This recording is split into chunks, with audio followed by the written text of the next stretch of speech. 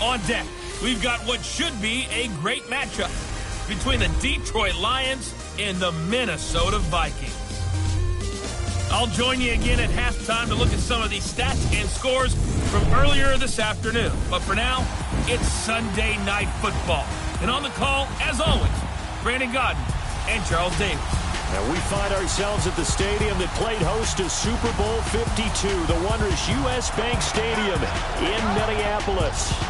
Nothing like the fanfare of introductions to an NFL game, and that was in evidence a moment ago.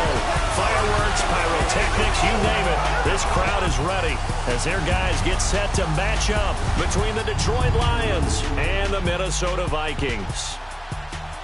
Hi again, everyone. Brandon Gaudin alongside Charles Davis. And Charles, you look at this Vikings ball club, and I don't think from what we saw down on the field before the game there's any doubt they're ready to roll. They pass the eye test, don't they? This team looks fired up and ready to play. Meanwhile, for the Lions here, an early season tilt. And when it's an early season tilt, should be ready to roll. But let's face it, the aches and pains haven't really set in yet. And both teams eyeing a really good start to get things going.